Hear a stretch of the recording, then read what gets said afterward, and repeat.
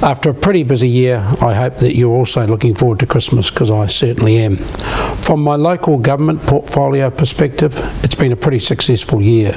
We've driven through a major legislative change to the Local Government Act, and that will require councils to tighten up the way they set their rates in the future. I believe that will make a big difference to all ratepayers over time, so that will deliver substantial benefits, particularly to the farming sector, who in my opinion are forced to pay rates well and truly above what they get from their local councils. Don't expect this to be immediate, but that transition will occur over time. The primary industries portfolio has had a pretty busy year.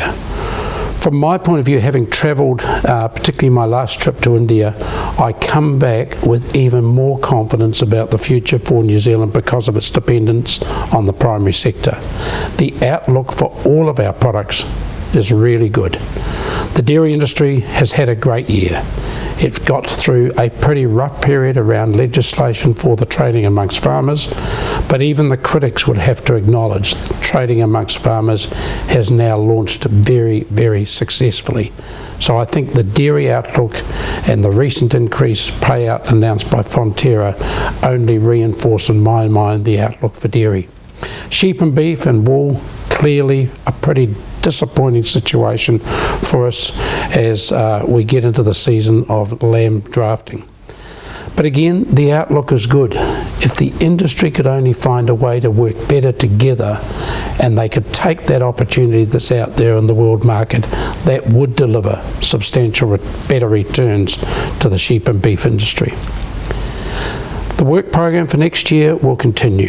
The big priority is around water reform. It is our greatest competitive advantage, natural competitive advantage. We do have to find ways to manage it, acknowledging that as we deliver more irrigation, which I'm determined to do, we will have the issue of intensification of agriculture. We have to manage the environmental effects. And my discussion with farmers, we're up to that debate. We acknowledge we've got to do the environmental stuff better. We've also got to find ways that we can manage our farms to increase production and mitigate environmental damage, but we can do it. Of course, a priority will always be the continued work around biosecurity. It is a challenge every day with the numbers of containers, the number of people coming across our borders, and my heart goes out to those kiwi fruit growers who are still being affected by PSA. But over time, that industry will find a solution. It's going to be a tough couple of years, but I've no doubt they'll get there. So have a very good Christmas. I'm looking forward to spending a bit of time on the farm, bending down in that drafting race, dagging those dirty ewes and lambs. But it'll be a pleasure to do it, and certainly look forward to getting back into the job next year, because there's plenty of challenges for the primary sector. Thanks.